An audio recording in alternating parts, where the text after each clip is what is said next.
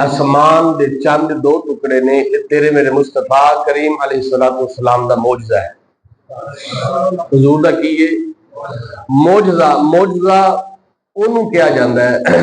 अक्सर साडे विच ना एक रिवाज चल गया है, ए जी पंज बीबियां दा मौजज़ा है, पाक बीबियां दा मौजज़ा है। ये बात याद रखिए जी, मौजज़ा सिर्फ नबी दी जात दा हुंदा है। मौजज़ा किहदा हुंदा सिर्फ झूठियां कहानियां बनियां ने जिहड़ियां पंजां बीबियां दी कहानियां टुर पईयां ने, दसानियां टुर पईयां ने, पंजां बीबियां दे मौजज़े चल पे, ये सब फराड ते झूठ है। सच में कोई शायद कोई नहीं सच वाली। मौजज़ा सिर्फ अंबिया दी जात है। जितने भी अंबिया तो बाद ने वली ने उन्हां दी करामतां ने, उन्हां दी की ने। असीं अक्सर कहंदे लो जी आ बंदे ने यार मौजज़े करके विखाता है। ये अल्फाज साडे दोहराना ही गलत ने, लेकिन ऐसे अल्फाज दोहरा तो सानू गुरेज करना चाहिए। मौजज़ा सिर्फ नबी दा। और मौजज़ा किनू कहंदे ने? देखो मौजज़ा इस चीज का नाम है कि एक प्याला है जिहदे विच एक प्याले विच कितना कु पानी होवेगा। हुण हर समझदार बंदे नू पता कि एक प्याले विच बड़ा भी कोई 10-15 घुट पानी होवेगा, लेकिन इस पानी नू 70 बंदे पी लैन ते पीन भी रज के तो वह प्याला फिर ना मुके। इहनू मौजज़ा कहंदे ने। जेड़ा अकल विच आउंदा, अकल नहीं इस बात नू मनेगी। किसी अकल वाले सामने गल करोगे ना कि भाई प्याला सी एक दुध दा ते 70 जने सन पीण वाले, ते सारे दे कोल आप उन्हां दिता है ते सारे रज रज के पीता है। ते जेड़ा सारे दे कोल पेश पे करदा सी उन्हें 3 बार पीता है ते रज के पीता है, ते दुध दा एक कतरा भी घट नहीं होया। अकल वाला कहेगा ये अकल विच गल आउंदी नहीं, अकल विच गल नहीं आउंदी। जेड़ा बंदा मौजज़ात मुस्तफा नू अकल विच तोलिया वो गुमराह हो गया। जिन्हें आखिया ना कि यार मैं नहीं मनदा कि यार ये अकल विच आ ही नहीं सकदा, वो गुमराह हो जाता है। कि मौजज़ात मुस्तफा नू जिन्हें अकल दी पैमाने विच रख के जिन्हें फरमाइश की ना मौजज़ात मुस्तफा दी, वो गुमराह हो गया है। तो जिन्हें इश्क नाल जाके तोलिया ना मौजज़ात मुस्तफा नू, ते भावें किसी ने जाके आखिया ना कि यार असी नहीं मानते कि रात के थोड़े हिस्से में इत्थे इन्ना सफर हो जाता है, कोई आखे तो इंज हो सकता है। वो आशिक आख्या सी कोई आखे तो नहीं हुंदा। उन्हें कहा फिर तेरा महबूब पे आखदा, फिर मैं महबूब कोई तो नहीं ना, वो तो महबूब ने कोई तो नहीं ना। जिन्ना इश्क दे जिन्ना अकल दे तराजू में रख के मौजज़ात मुस्तफा नू तोलिया सी, वो अज भी अबू जहल वर्गे जलीलो खवार पे हुंदे ने। ते जिन्ना आख्या सी ना महबूब आखन कि रात के थोड़े हिस्से में मस्जिद हराम तो मस्जिद अक्सा, मस्जिद अक्सा तो ला मकान ते जनाब वाला जन्नत दी सैरा ते उस तो भी अगे दी मुलाकात है। ते आशिक आख्या सी ओ तुसी इन्नी गल पे करदे हो, मेरा महबूब इस तो अगे दी भी गल आखे अबू बकर ओनू मंगण वास्ते तैयार है। जिन्हें इश्क के पैमाने में रख के मौजज़े नू मन्निया, ओदी फिर अकल में भी बात आ गई। मौजज़ा होवे जिहड़ा अकल में आ ही ना सकदा होवे। और हर बंदे की अकल में नहीं आएगा कि जो वाला प्याले में इंज हाथ रखे हो तो चश्मे जारी हो जाए। हालांकि हर बंदे वेखे पहाड़ों पत्थरों पानी निकलना हर बंदा ही वेखदा, चश्मे वेखदा, पर हाथ विचों चश्मे निकलना ये अकल वाला वेखेगा कहेगा हो ही नहीं सकता। पर आशिक आखे असा वेखे असा पानी भी पीता है। फिर इन्हें क्या एक नहीं 1500 के करीब सहाबा सन जिन्हें पानी पीता तो पानी फिर भी खत्म होया नहीं, खत्म हो जाए। जिन्होंने मौजज़ात मुस्तफा नू मौजज़े हुजूर नू इश्क दे पैमाने में रख के तोलिया वो दुनिया ते भी कामयाब हो गए ने। मौजज़ा होवे जेड़ा अकल विच ना आवे, जिन्हों अकल तस्लीम नहीं, जेड़ा अकल दे पैमाने में आउंदा ही ना होवे ओनू मौजज़ा। और मौजज़ा सिर्फ नबी दा। किदा मौजज़ा? सिर्फ अंबिया दा मौजज़े ने। साबित है जितने भी अंबिया ने हजरत आदम अलैहिस्सलाम तो लग के हजरत ईसा रूहुल्लाह तक सारे नबी मौजज़ा लैके आए सन। किसी को एक कमाल सी जनाब वाला छड़ी मारते सन तो पत्थर विचों 12 चश्मे जारी हो जाते सन। वो अपना डंडा सुटते हैं तो अजदहा सप बन जाता सी।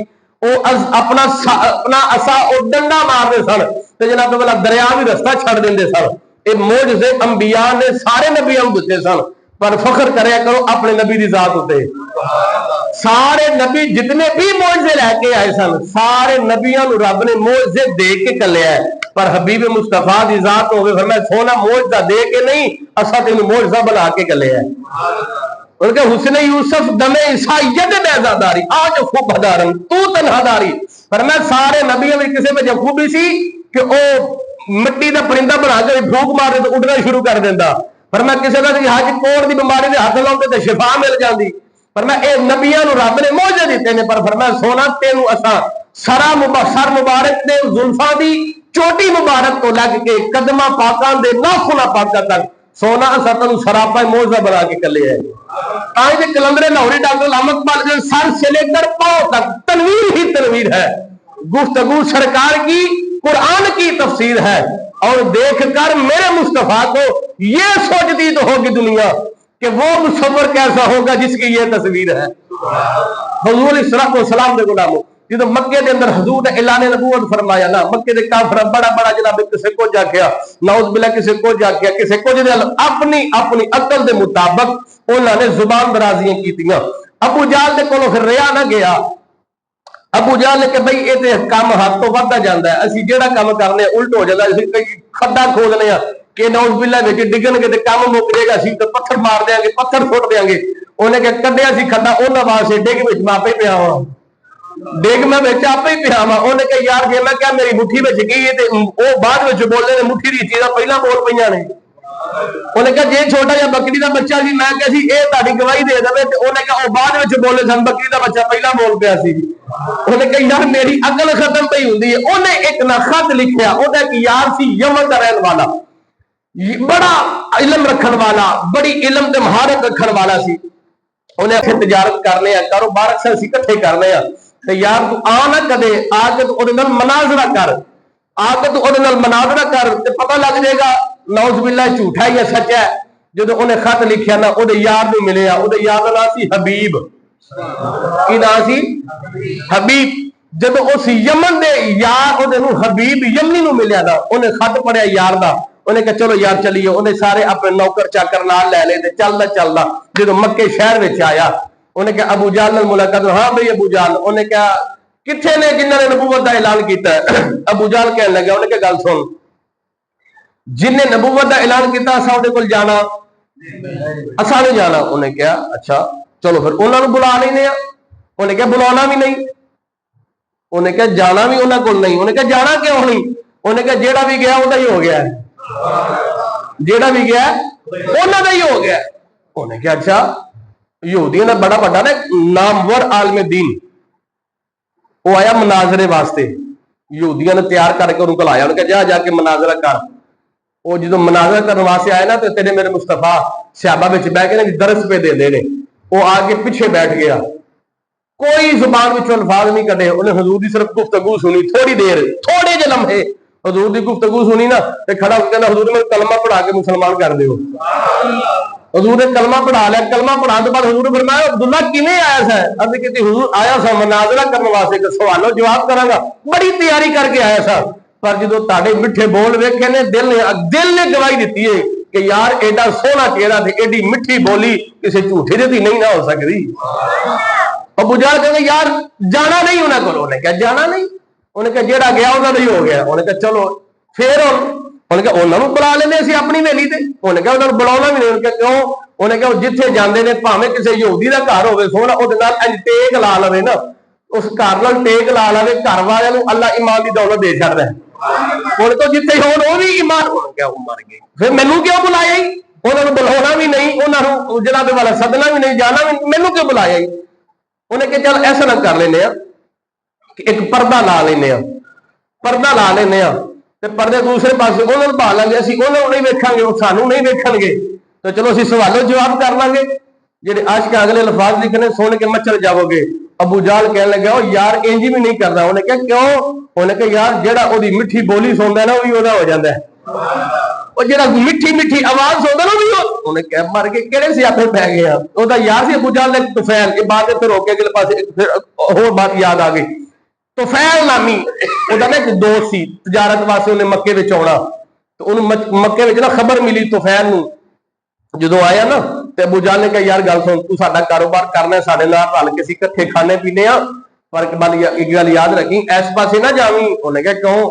उन्हें कहा यार इस बारे नबूवत का ऐलान किया है कि वह ऐसा ऐसा जनाबे वाला जेड़ा जेड़ा ओदी आवाज सुनदा ओदा ही हो जाता है। वो तुफैल दोषी कहने लगा। उन्हें कहा यार चलो ठीक है तेरी बात मैं मान लेना वा, चलो मैं उधर नहीं जाता। उन्हें कहा इंज नहीं, तेन मैं इत्थे रह नहीं देना। उन्होंने उहदे कन्नां विच रूई दे दी। उन्हें कहा तेरे कान में बंद कर दे ताकि उस मुहम्मद मुस्तफा सल्लल्लाहु अलैहि वसल्लम की आवाज तेरे कन्नां विच ना आ जाए। उन्होंने कन्नां विच रूई दे दी तो हुजूर अलैहिस्सलातु वस्सलाम ने हरम पाक विच बैठ के कुरान पे पढ़ते रहे। यार कैसा समा हो गया। आज को 1450 साल बाद कारी कुरान पढ़े तो सुन के सुकून मिलता कि नहीं मिलता? सुकून मिलता। कुरान पढ़ने ने कारी सुकून मिलता है। जे साहिब कुरान आप कुरान पढ़ना हो फिर तो लुत्फ ही और होगा ना। वो जनाब वो तुफैल दोसी जरा ना वो हुजूर दे कोलों पे गुजरा, हुजूर सूरह यासीन की तिलावत पे करते सन। जो ओदे कन्नां विच आवाज पे उन्होंने रूही कर दी।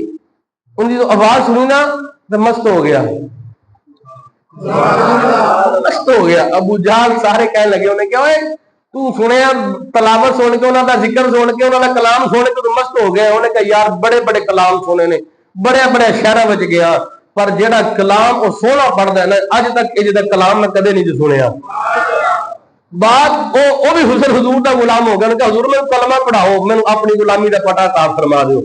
तो जेड़ा अबू जहल ने याद आया बात जिथे चल रही। उन्हें फिर की करिए, उन्हें पर्दे का इस्तेमाल कर लेने तेरे मेरे मुस्तफा करीम अलैहिस्सलाम बात मुख्तसर पैगाम कर लिया जी आओ साडी वेली साडे डेरे ते आओ जी। दावत दी गई हुजूर, हुजूर दावत कबूल फरमाई। हजूर तेरे मेरे मुस्तफा करीम अलैहिस्सलाम हजूर अबू जहल की वेली में गए ना, जो उहदे डेरे ते गए उस मकाम ते जिथे उन्होंने एक मुंतखब किया, बैठे सन सारे मक्के दे काफर भी। जो तेरे मेरे मुस्तफा उधर चल पे तो उधर अबू जहल खड़ा होकर ऐलान कर लगा, कहता काफिरो खबरदार खबरदार, जो मुसलमानों का नबी आवे कोई बंदा उठ के इस्तकबाल ना करे। उन्हें कहा जो इस्तकबाल करेगा वो सदा मिलेगी जी, खबरदार कोई बंदा ना उठे। उन्हें सारे कहा ठीक है गुरु जी जिवें तुहाडा हुक्म है असीं मनण वास्ते तैयार, पर खुदा की कुदरत तो भी सदके जाइए। और मैं अबू जहल है तेरी जुबान के अल्फाज ने पर जमाना वेखेगा मुस्तफा की इस्तकबाल किवें हुंदा है। पर मैं नबी के वास्ते नबियों ने नबी सारे मसलक सब खड़े हो जाते हैं। तू करे बाग की मूली है, तू करी खेती की मूली है। जो तेरे मेरे मुस्तफा करीम हजूर जो उस डेरे ते आए ना तो जिन्हें सब तो पहले उठ के इस्तकबाल किया ना मुस्तफा का, उन्होंने अबू जहल कहते हैं। उस्ताद बैठा हुए क्लास में, उस्ताद वाला बाहर कोई बंदा आ जाए, उस्ताद उठ के खड़ा हो ना तो शगीर्द भी उठ पैंदे ने। और गुरु बैठा हुए चेले सामने बैठे और गुरु किसी का उठ के करे ना इस्तकबाल तो चेले आप ही उठ पैंदे ने। जो अबू जहल सब तो पहले उठे ना वो सारे वेली दे काफर भी उठ के इस्तकबाल में मुस्तफा दे खड़े हो गए। बात हुई हबीब अमरी ने सवाल किया कि मेरे दो सवाल ने। हजूर फरमाया बोल की सवाल ने। उन्हें कहा पहला ओदा इन्ना इलम काम करता सी। उन्हें कहा जेड़ा जादू है ना जादू वो जमीन ते चलता है, जितनी मर्जी महारत वाला जादूगर हो जमीन ते चलता है, आसमान ते जादू चलता, आसमान ते जादू नहीं चलता जादूगर का। उन्हें कहा मेरा पहला सवाल है कि आसमान का चंद है ना ये दो टुकड़े कर दो। उन्हें क्या कर भी दो तो फिर जोड़ भी, तोड़ना नहीं है तो फिर जोड़ना नहीं। फिर मैं दूसरा सवाल, उन्हें कहा दूसरा सवाल सवाल भी तुसा दसना है उसका जवाब भी तुसा देना है। अज तक मैं कभी पेपर में नहीं सी देखिया कि सवाल भी कोलों लिखिए तो जवाब भी कोलों लिखिए। इंज नहीं होंदा, सवाल लिखे होंदा जी ऐ फलां सवाल है तो तुसा जवाब हल करना है कि होंदा कभी इंज सवाल भी आपे लिखना हो नहीं, सवाल लिखा होंदा भी ऐ तुसा सवाल है ऐ तुसा जो किताबां तो पढ़िया ने ऐ तो तुसा जवाब लिखना है अपनी सोच अकल के मुताबिक। सवाल अज तक किसी ने आख्या कि सवाल भी कोलों लिखना जे तो जवाब भी कोलों देना जे। वो यमन का हबीब कह लगा, कहना जी ए मुसलमानों के नबी पहला सवाल एक आसमान के चंद दो टुकड़े होवन ते फिर दूसरा सवाल भी तुसा दसना ते जवाब भी तुसा ही देना है। हजूर ने फरमाया मैनू मंजूर है। अकल वाला बंदा कहना ओ यार किहो जिहियां गल्लां मैं करना, तेरी मत मारी गई है, सवाल तो तू दसेगा ना कम अज कम। हुण मैनू की पता मकसूद मसलाई साहब मेरे को बैठे सवाल पूछने वास्ते, इन्हां दे दिल में सवाल की मैं जानना मैं किसी बंदे को सवाल करना हो सारे माशाअल्लाह मोहतबर सियाने बंदे बैठे, मैं किसी को सवाल पूछना हो तो मैं उहदे सामने जाके बह जा ते बोलना भी कुछ कौन कहो जवाब दे। वो कहेगा कारी साहब तुहाडी मत मारी गई है, सवाल तो कोई करो ना, मैनू सवाल करोगे तो जवाब देंगा। मुस्तफा ने फरमाया सवाल भी ऐसा दसना है जवाब भी ऐसा देना है। फरमाया सानू मंजूर है, सानू मंजूर है। अल्लाह अकबर। बात मुक्सर कर रहे मेरे मुस्तफा करीम अलैहिस्सलाम मक्के पाक के करीब ना एक पहाड़ पे आए।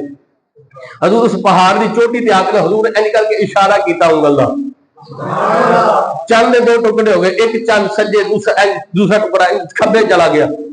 जो उन्हें मंजर ये वेख्या ना हजूर ने फिर इशारा फरमाया चंद जुड़ गया, चंद चंद जुड़ गया। ये बात इत्थे रोक दो। अगली बात सुनो, हिंदुस्तान इंडिया दे अंदर, इंडिया का बंदा ना उस दौरे जमाना के अंदर अपने घरों में लेटे ने, रात का बंदे के घरों में लेटे ने। थोड़ा वेखिए असी अपने पाकिस्तान में होइए तो छत पई होइए तो सानू चंद नजर आउंदा है ना, बोलो तो सही आउंदा है। चलो असं लाहौर टुर जाइए, लाहौर जाके किसी छत किसी मेहमान घर टुर जाइए जाके उत्थे लेटिए सानू चंद उत्थे भी नजर आउंदा है। सऊदीया टुर जाइए सानू चंद उत्थे भी नजर आउंदा सी, आंदा कि नहीं आउंदा। हिंदुस्तान के अंदर ना रात लोग अपने बिस्तरिया ने अपने घर में ने आसमान वाल किसी की नजर गई ना उन्हें चंद दे 2 टुकड़े होंगे वेखे।